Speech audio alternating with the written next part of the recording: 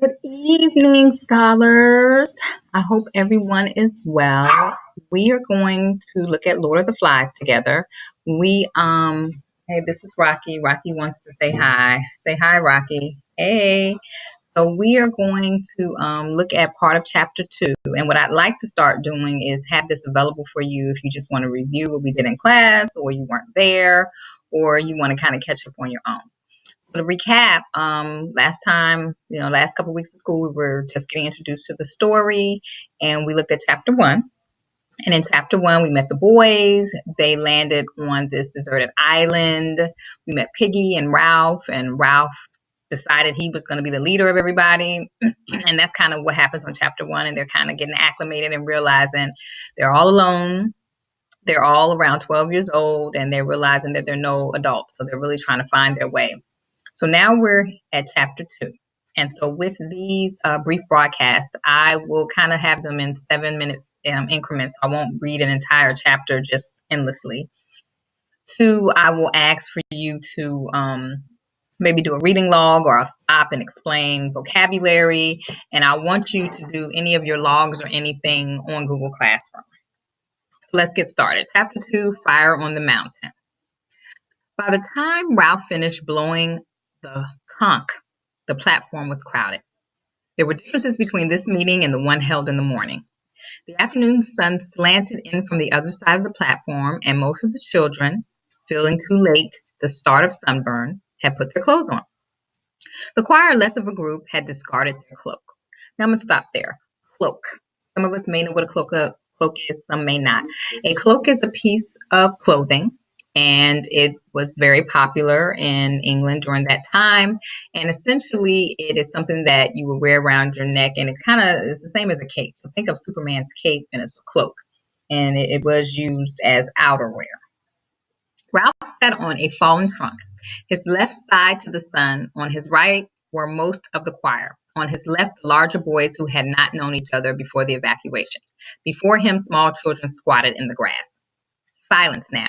Ralph lifted the cream and pink shell to his knees, and a sudden breeze scattered light over the platform. He was uncertain whether to stand up or remain sitting. He looked sideways to his left, toward the bathing pool. Piggy was sitting near, but giving no help. Ralph cleared his throat. Well then. And once he found he could talk fluently and explain what he had to say, he passed a hand through his fair hair and spoke.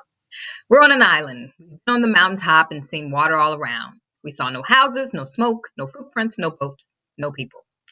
We're on an uninhabited island with no other people on it.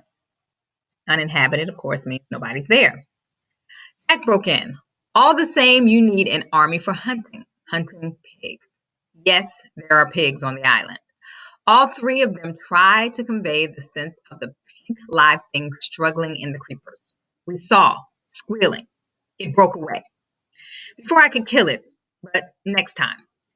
Jack slammed his knife into a trunk and looked round challengingly. The meeting settled down again. So you see, said Ralph, we need hunters to get us meat. And another thing. He lifted the shell on his knees and looked round the sun-flashed faces. There aren't any grown-ups. We shall have to look after ourselves. The meeting hummed and was silent. And another thing. We can't have everybody talking at once. We'll have to have hands up like at school. He held the conch before his face and glanced round the mouth.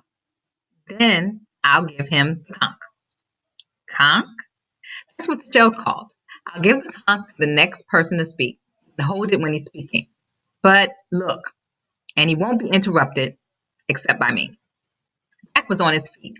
We'll have rules, he cried excitedly. Lots of rules. And when anyone breaks them, wheel, wacko, bong, boink. Ralph felt the conch lifted from his lap. And Piggy was standing cradling the great cream shell, and the shouting died down.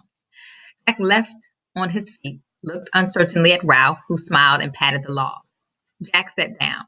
Piggy took off his glasses and blinked at the assembly while he wiped them on his shirt. You're hindering Ralph. You're not letting him get to the most important thing.